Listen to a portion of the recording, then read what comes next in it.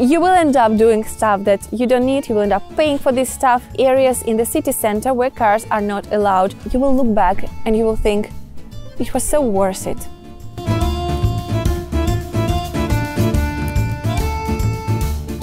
Hey guys, welcome to Dramatically Expatic. I hope you like this rebranding, this new way of making videos, and I hope you like my last video. And today I've decided to talk to you about things I wish I knew before moving. I'm in Villa Guido today in a magnificent park near Bologna, and I think it's a really good moment and a really good place to talk about things I wish I knew before moving to Italy, I wish I knew before moving to Bologna. If you follow me on Instagram, you might have already seen a post I did a while ago about things I wish I knew before moving. And if you don't follow me on Instagram, by the way, you should probably go follow me on Instagram, so check it out, it will be here. I post a lot of things about expat life, about tips on moving abroad, living in Italy, and more in-depth topics like self-growth and self-esteem, especially as an expat, language learning tips and stuff like that. So go have a look at my Instagram, and if you follow me already, you might have seen this post a while ago, and today I've decided to go a little bit more in-depth about some points. I have all these things listed here, everything I want to talk to you about. So without further ado, let's get into the video.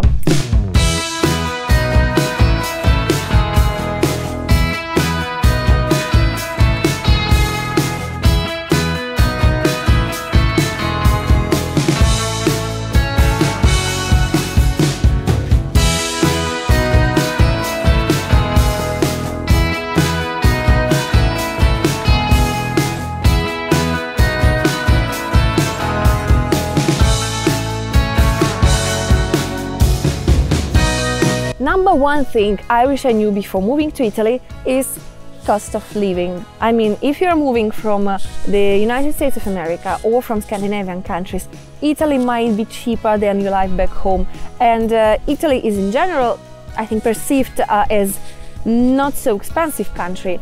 However, some things are really expensive here, and you know, it really depends on the place where are you moving. If you're moving south, maybe prices will be a little bit lower, but in northern Italy and in big cities especially, prices can get really high.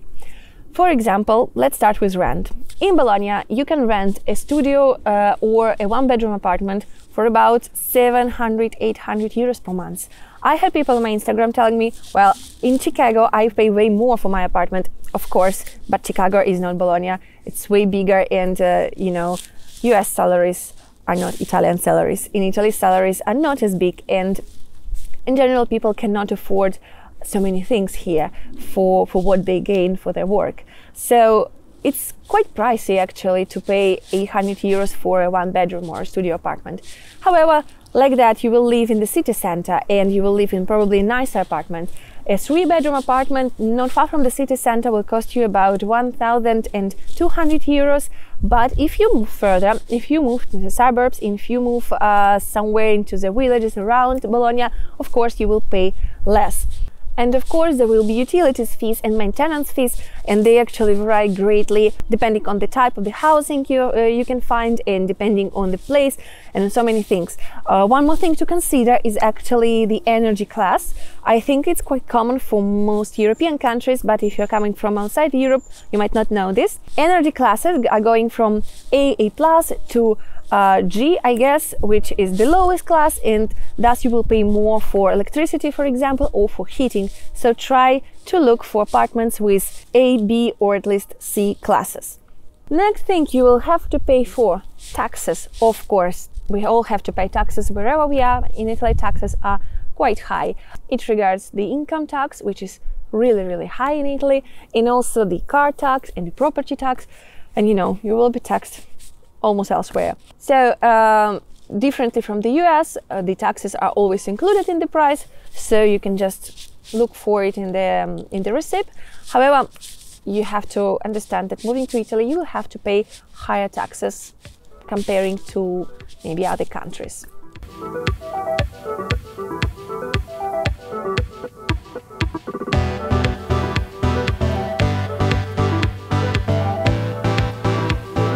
So another thing I wish I knew before moving to Bologna are the apartments. And actually that apartments are not that easy to rent in Italy. Most landowners want you to be employed for the company with indeterminate contract, which means you can be fired that easily. Of course, it gives some stability and gives some security, and if you're not employed in this way, it might be more difficult to find an apartment if you're self-employed or something like that. You can obviously find an apartment somewhere else, not in the city center, which might be a little bit easier for you. And if you're looking for an apartment in the city center, if you're looking for an apartment for the good price and the good conditions, be prepared to prove that you can pay for it. I think it's quite normal, it's quite obvious, of course, that you need some proof that you can pay for it. And if you are not employed for the company, you'll probably need to prove your financial status. How can you do it? One of the options is to pay for the whole year in advance. It's a bigger financial commitment. It's maybe a little bit more difficult, more complicated to pay this amount of money all in once. However, this could be your option if you can do it. Other option might be paying a bigger security deposit. If you offer them a bigger security deposit, maybe they will let you in even if you're self-employed. Most rental contracts will be 3+2 or 4+4, which means you can stay in this place for 3 years and extra 2 years without renewing the contract, or the same thing, you can stay for 4 years and other 4 years. It's more difficult to find an apartment for just 1 year in Italy, but if you think short term, maybe you can rent an Airbnb, because there are lots of Airbnbs here. Otherwise, you should know that there is this option that, which is called cedolare secca, which means if you have this option in your contract, no matter for how many years your contract is, you can opt out of this apartment with some notice, of course.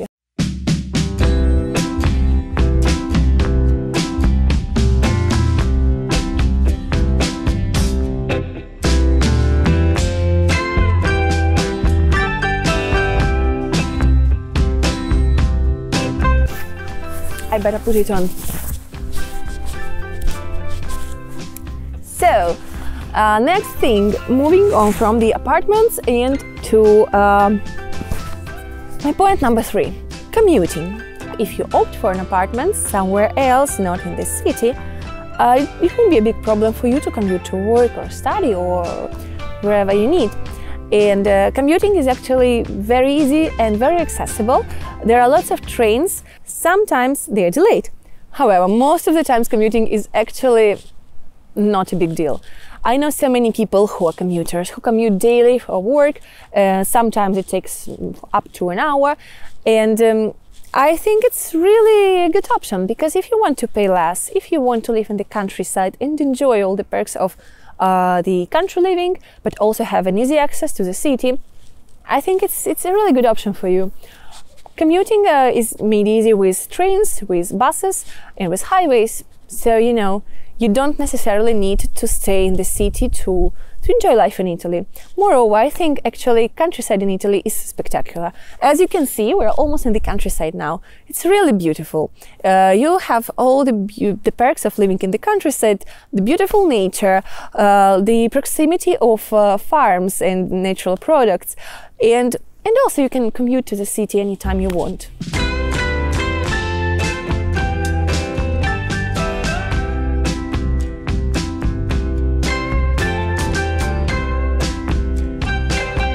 Thing number 4 I wish I knew before moving to Italy. Weather is changing rapidly here. I think many people have this stereotype that Italy means sunny weather 24/7 every day of the year, which is not necessarily true. Of course, it's warmer and it's sunnier in the south, but here in northern Italy it's not sunny all the time.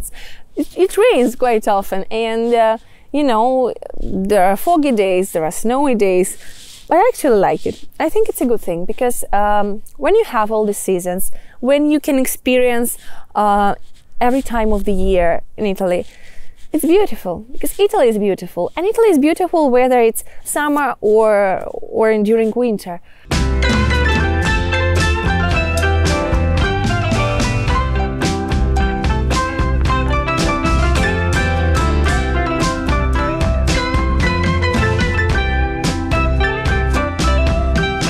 So let's move to thing number 5. I think it should have been thing number one, because it's a huge one and it's something I totally wasn't prepared for. So, my thing number 5, be prepared to spend lots of money in your first year of moving here. It's not that you'll spend everything on I don't know what, it's just that you need to have a steady budget when you're moving, because you will spend money for not knowing the things, you know, and be prepared that during your first year here you will spend more than you will spend subsequently, so don't be afraid. If you end up spending lots of money in your first year, don't expect that all the next years you will be spending the same amount of money. This is not true. So what are you going to spend those money on? First of all, not knowing the things, you will spend more money on fines, for example. You know, you may end up paying a fine for entering zona traffico limitato with your car, which are usually the areas in the city center where cars are not allowed, or better, the cars of non-residents are not allowed. It's happened to me numerous times, you know, you just miss the sign saying you are not allowed to enter, you go there, or even not on purpose, you know, it happens just like that. You just go there because you don't know you are not supposed to be there, or you get lost, or whatever, and you end up paying a huge fine. Or for example, doing things that you actually don't need. You know, bureaucracy is huge in Italy, and while there are lots of things that are necessary for you to register, to do in order to stay here legally, there will be some permits or stuff that you don't actually need, but you may think you need. I don't know if I'm explaining myself well.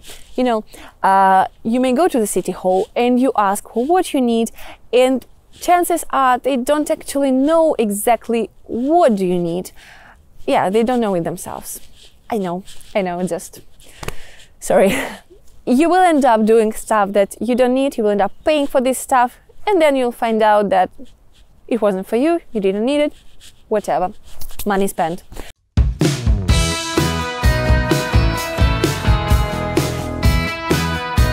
So, thing number 6, which is gonna be a final thing I'm gonna talk about today. Don't be afraid to make the move. Don't be afraid of moving abroad. I know it can be intimidating, and it can be really scary to think about leaving your life behind, leaving your hometown, home country, leaving your friends and family, but it's so worth it, because this experience will change you for the better.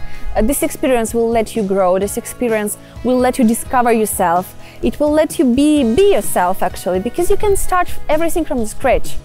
I think the storm is approaching. So, adjusting to your new life. I think that adjusting to your new life is probably the thing that scares us the most. But I wish I knew beforehand that it's not that scary, and it's actually quite easy, especially if you're in Italy. Adjusting to life in Italy is made easier thanks to the locals, because local people are so friendly and so welcoming that they will make you feel at home. This is a weird thing, but I met people who become my friends in a very short time. I think I have never seen as much affection as I've seen here towards myself, towards my family members, because that's just how Italians are made. I've seen people crying after I told them some story. They are very emotional, but they're also very sincere, and it's a spectacular thing. Their sincerity gives you this feeling that you're at home, that you're welcomed, and it's not that scary when you see people being kind to you, being welcoming towards you. It's the best feeling ever, and it makes your adjusting to the new life so much easier and so much better. And you know, after some time abroad, wherever in the world you are, you will look back and you will think, it was so worth it. And I want to talk to you today, if you're watching this video and if you want to move abroad, but you don't know where to start, or you're too afraid to do this move, do it. Just do it. It will be enough for you to make even little steps towards your dream, towards your goal of moving abroad, and you will see how everything will just get together like a puzzle. And it's not scary. So please trust me, it's not scary at all.